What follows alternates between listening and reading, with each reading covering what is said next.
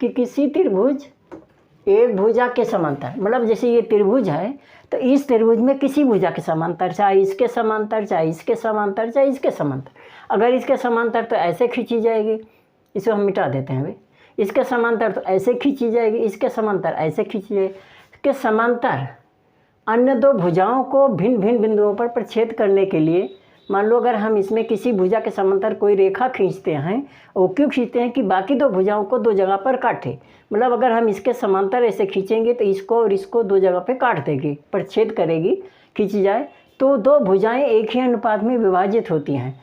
मतलब अगर हम यहाँ पर, कहने का मतलब ये हो गया कि अगर हम यहाँ पर एक रेखा ऐसे खींचते हैं, इसे आगे भी बढ़ा सकते हैं आप, तो अगर ये हमने क्या किया, BC के समांतर ये रेखा खींचा, ठीक है, यहाँ पर इसको L कर दो, रेखा L है, और ये P हो गया, ये Q है, मतलब AB को P पर, AQ को AC को Q पर काट रही है, तो ये रेखा दोनों आपस में, दोनों ये रेखा इस भुजा के समांतर है, तो इनको जो दो अनुपात बचा, एक टुकड़ा ये बन गया, एक टुकड़ा ये बन गया, इनका अनुपात बराबर है। कहने का मतलब हो गया किसी भी त्रिभुज में अगर एक कोई भी रेखा किसी भुजा के समांतर खींची जाती है तो अन्य दो भुजाओं को समान अनुपात में विभाजित करती है। अगर हम यहाँ से ऐसे खींचें तो इसका अनुपात बराबर होगा, ऐसे खींचें तो इन दोनों का अनुपात बराबर होगा, ऐसे खींचेंगे तो इसका मतलब इनका अनुपात बराबर होगा। जिसका समांतर खींचेंगे उसको छोड़कर बाकी दो का अनुपात बराबर होगा, ठीक है। तो दिया क्या है, इसमें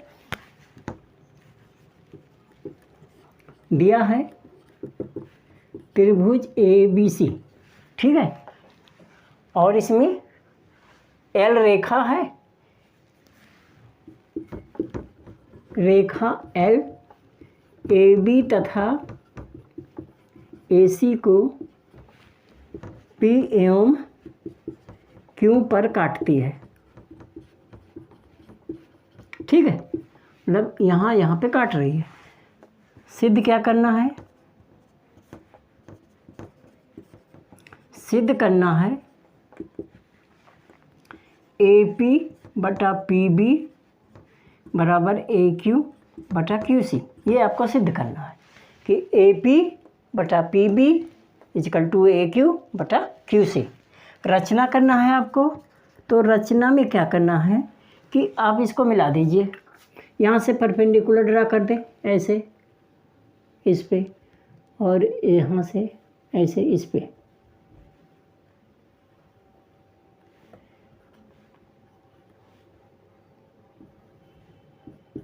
ठीक है, और इसको मिला दें।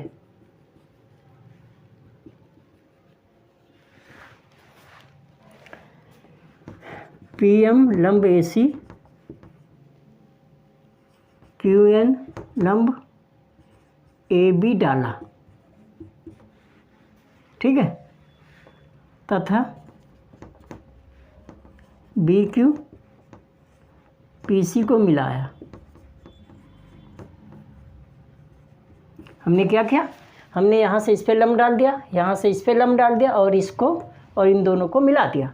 अब चलिए, अब बच्चों की ये ध्यान रखना है कि जो समद्विबाहु त्रिभुज जो न्यून कोण त्रिभुज होता है उसका जो लंब होता है त्रिभुज के अंदर में होता है। जैसे मान लो हम यहाँ पर कोई न्यून कोण बनाते हैं, ये न्यून कोण है, त्रिभुज है, तो यहाँ से चाहे यहाँ लंब डालो, चाहे यहाँ लंब डालो, चाहे यहाँ लंब, ये त्रिभुज के अंदर में बनेगा।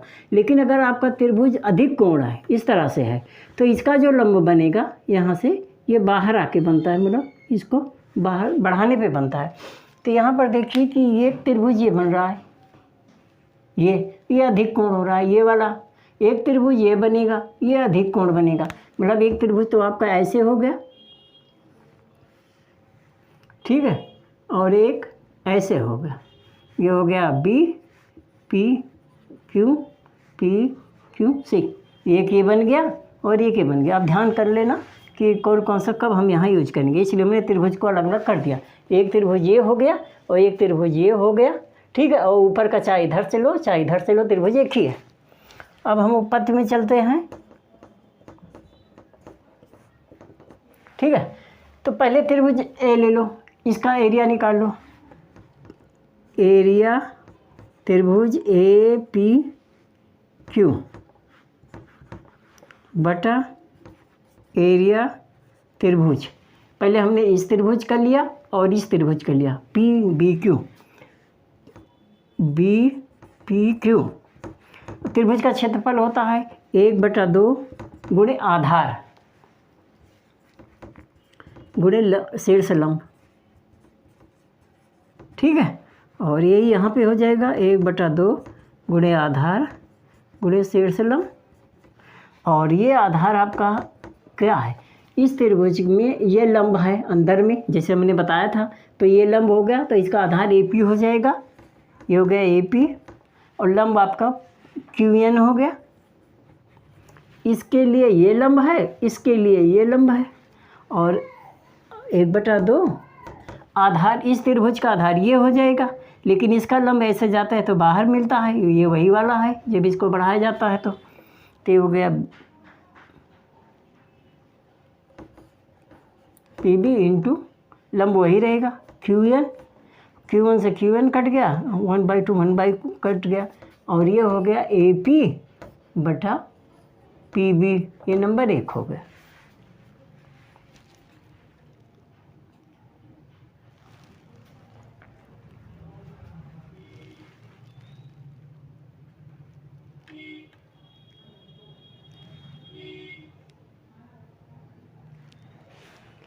ठीक है, अब नंबर 1 हुआ। पुनः एरिया त्रिभुज AQB, सॉरी PAQP इधर से बटा एरिया त्रिभुज CQP।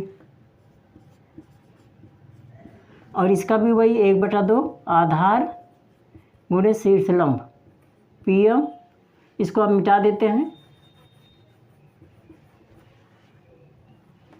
बटे 1/2 गुणे CQ गुणे PM। ये कट गया, ये कट गया, और ये बराबर हो गया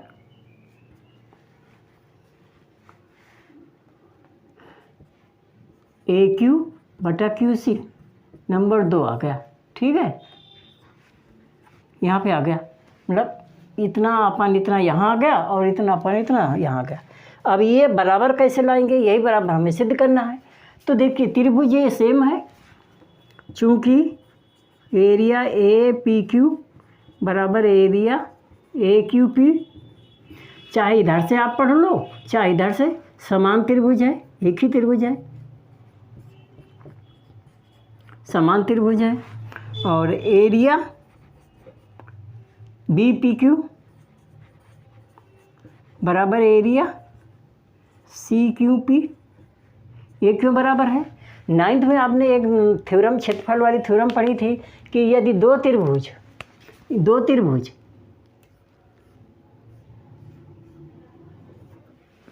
दो त्रिभुज बन गए, एक ये, और दोनों दो समांतर रेखाओं के बीच में बनते हैं। 9th में हमने प्रमेय पढ़ा था कि एक ही आधार पर दो समांतर रेखाओं के बीच बने त्रिभुजों का क्षेत्रफल बराबर होता है। तो यहाँ पर ये दोनों समांतर हैं, इन दोनों त्रिभुजों का आधार PQ है, PQ दोनों में आ रहा है, ठीक है, PQ, तो मतलब BPQ CQP, तो PQ दोनों में आ रहा है। तो दोनों त्रिभुजों का आधार PQ है, दोनों समांतर रेखाओं के बीच में है, तो इसीलिए इनका क्षेत्रफल बराबर हो गया। समान आधार एवं समान समांतर रेखा के बीच में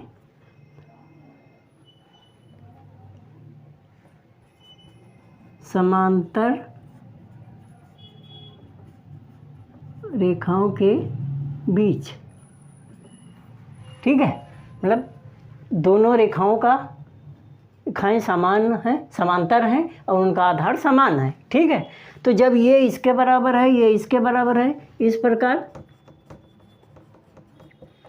एरिया APQ बटा एरिया BPQ बराबर एरिया AQP बटा एरिया CQP। आगे समझ में, जब ये इसके बराबर है, इसके बराबर है, तो इतना बटा इतना इक्वल हो गया इतना बटा इतने के, ठीक है। और ये हमने सिद्ध किया ये, और ये है AP बटा PQ बराबर है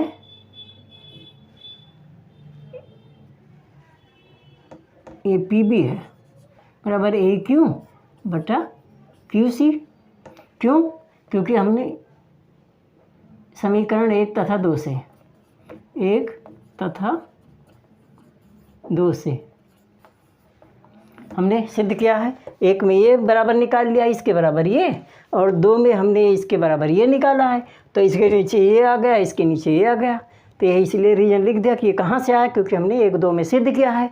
और ये ही सिद्ध करना था AP अपान P इक्वल टू AQ बटा QC, और ये हेंस प्रूव्ड हो गया।